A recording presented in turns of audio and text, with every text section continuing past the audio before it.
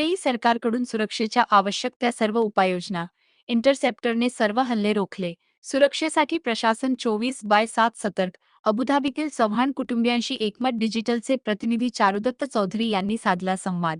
Iran आणि America Israel युद्ध सुरू झाल्यानंतर इराणने शेजारील आखाती देशावरही हल्ले चढवले आहेत. या परिस्थितीत भारतासह महाराष्ट्रातील अनेक कुटुंब या देशामध्ये वास्तव्यास आहेत. या परिस्थितीत आखाती देशातील अबुधाबी येथील लातूरचे प्रवीण चव्हाण आणि ज्योती चव्हाण या कुटुंबियांशी एकमत डिजिटलने थेट संपर्क साधला असता त्यांनी अबुधाबी येथील परिस्थितीचे कथन केले. आजच्या युद्धजन्य परिस्थितीत संपूर्ण नागरिकांची काळजी घेण्यासाठी यूएई प्रशासन 24 तास सतर्क असल्याची प्रतिक्रिया चव्हाण कुटुंबियांनी दिली.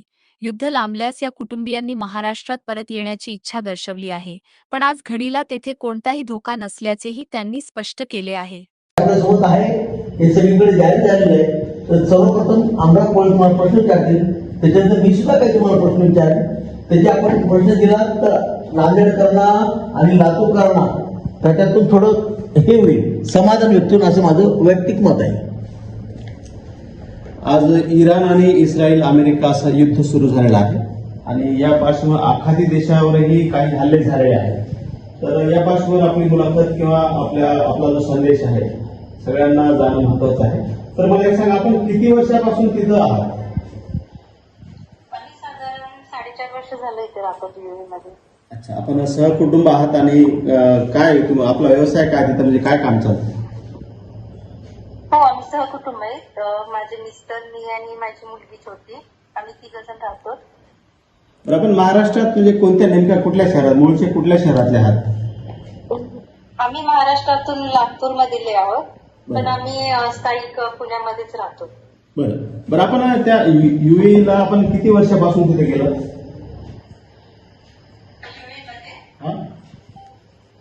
यूएई मध्ये आम्ही 4.5 वर्ष झालं आहोत. आणि नेमकं आपण कुठल्या शहरामध्ये राहतात तिथं? यूएई मधून आम्ही अबुधाबी मध्ये आहोत राहायला. अबुधाबीमध्ये. बरं, आता सध्या युद्धाचं मागच्या 4-5 दिवसापासून युद्धाचं वातावरण आहे आणि काही यूएई किंवा इतर कतार वगैरे बाकी काही देश, अबुधाबीमध्ये काही सुद्धा हल्ले झाले आहेत. तर हे हल्ले आपण ज्या ठिकाणी राहतात तिथून किती अंतरावर झालेत, काय परिस्थिती आहे नेमकी तिथली? अबुधाबी मधून 100 किलोमीटरवर हल्ले होते. बरं, पण ज्यावेळेस हल्ले होते त्यावेळेस जे आम्ही जिथे राहतो तिथं सध्या तरी काही नाही झाले, बरं. पण आवाज मात्र ऐकत आहे. सायरनचे आवाज. सायरनचे. अच्छा, बरं, ठीक आहे. नमस्कार. साधारण सायरनचे आवाज नाही येत आहेत. इथली गव्हर्नमेंट काय करते की मोबाईलवरती इमर्जन्सी अलर्ट शेअर करतात. ओके. आणि जेव्हा मिसाईल्स इंटरसेप्ट होतात ओके. तेव्हा त्यांचं इंटरसेप्शनचे जे मोठे मोठे आवाज असतात ते थोडेसे ऐकायला येतात. बरं. आणि गव्हर्नमेंट त्यांच्याकडनं जर potential missile emergency alert share करतात ज्या एरियामध्ये तो शक्य आहे असं. म्हणजे आपण त्या ठिकाणी सुरक्षित वातावरणात आहात सध्या तरी. बरं, आपण आपले भारतीय बोल.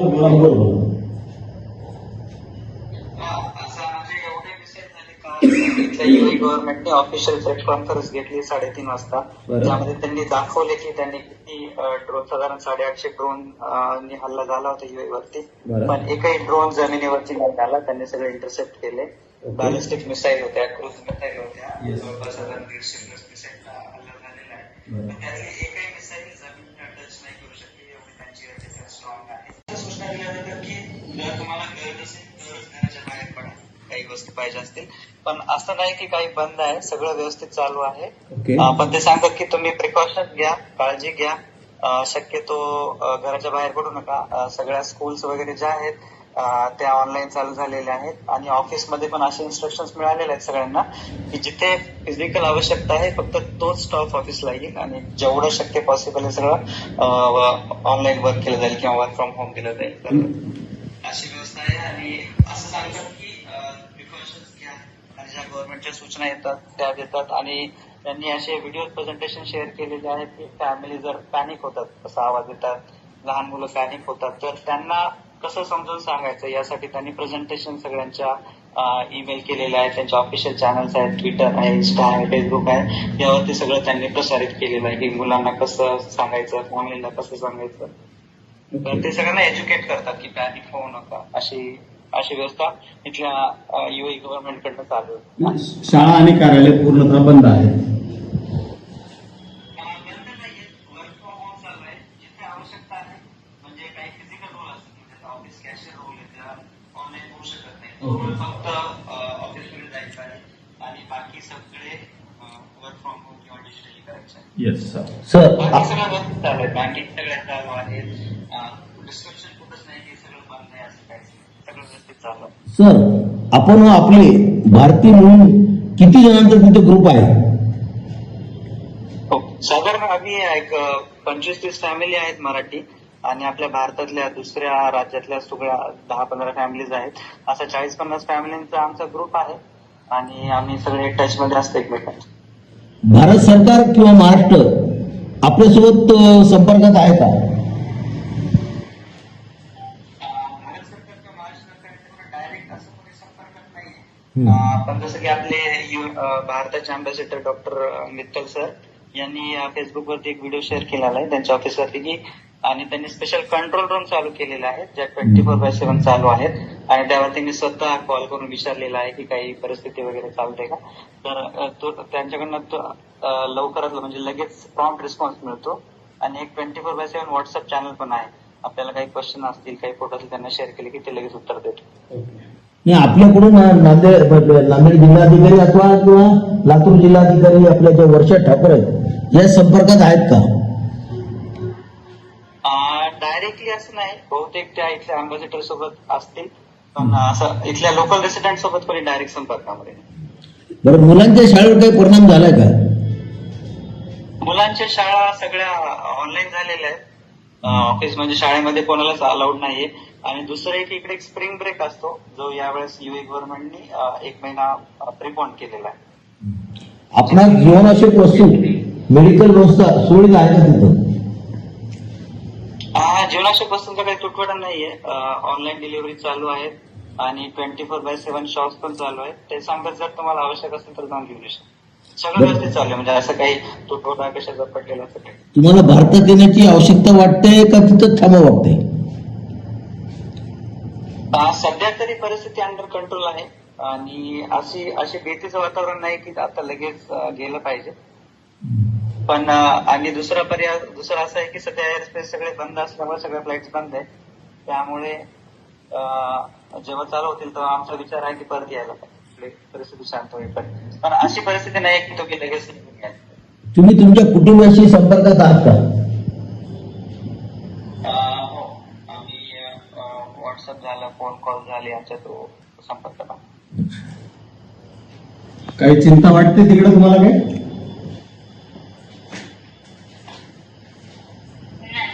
नाही ना? सध्या तर काही नाही, ओके. सगळं व्यवस्थित आहे. तेच आम्हाला स्थानिक प्रशासन तुमच्या संपर्कात आलं का हे एकदा विचारायचं होतं. म्हणजे जिल्हा लातूर असेल, नांदेड असेल किंवा महाराष्ट्र शासन असेल. महाराष्ट्राचे उपमुख्यमंत्री आपले जे एकनाथ शिंदे आहेत त्यांनी म्हणजे विमान पाठवलं असं एक होतं विषय. तर त्या अनुषंगानं काही तुमची चर्चा झाली, कुठं काय तुम्हाला माहिती मिळाली किंवा बोलावून आलं असं काय आहे का? सुरुवातीला असं होतं की जे टुरिस्ट आले होते, आता आम्ही रेसिडेंट आहोत इकडचे, ओके. जे टुरिस्ट आले होते फोन कट करा.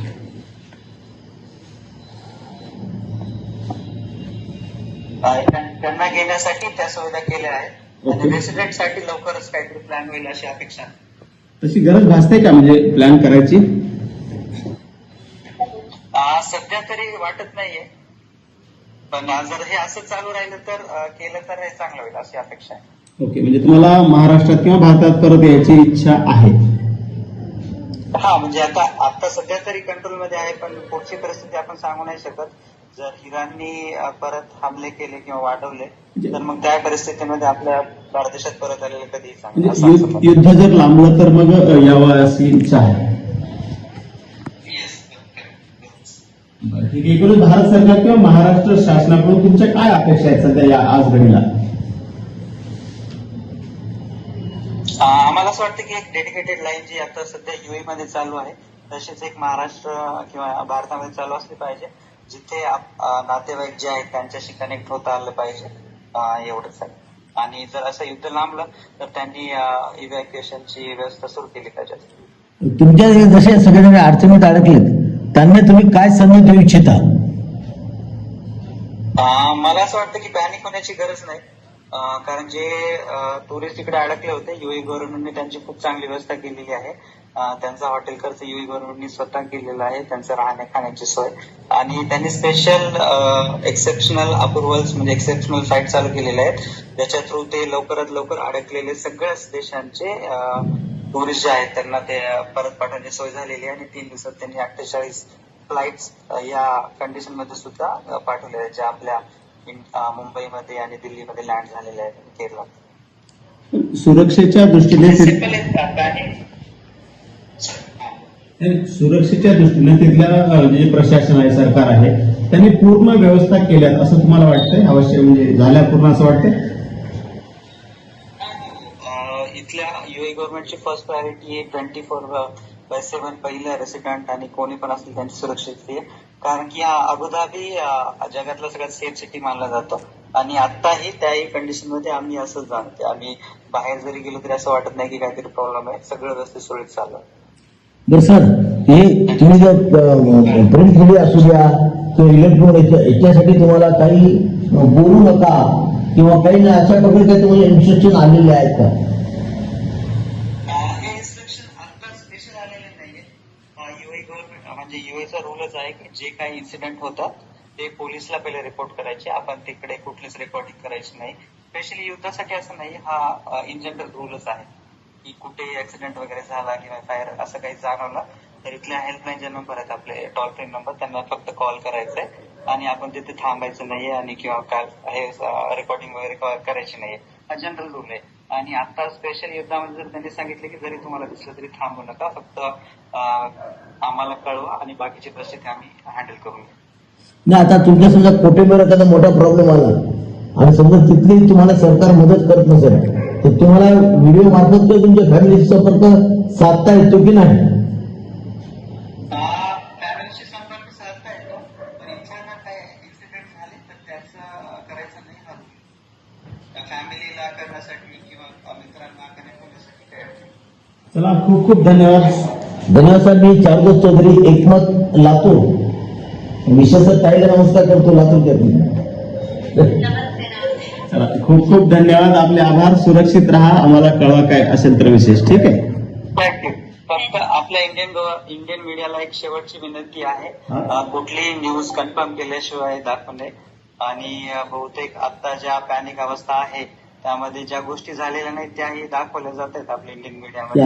ही एक कळकळीची विनंती आहे. त्यामुळे काय होतं की आपले इंडियातले नातेवाईक जे जास्त पॅनिक होतात, इकडे जी कंडिशन नाहीये त्यापेक्षा जास्त दाखवली झाली आहे आणि त्यामुळे मग ते पॅनिक होतात आणि सगळेच पॅनिक होत आहेत. तर ही एक सगळ्या युएईतल्या रेसिडेंट्स कडून एक कळकळीची विनंती आहे की त्यांनी जे ऍक्च्युअल आहे ते दाखवावं, जास्त नका.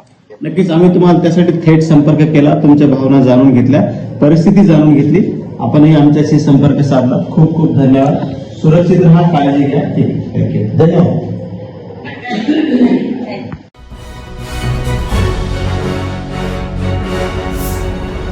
Thanks for watching Ekmat Digital.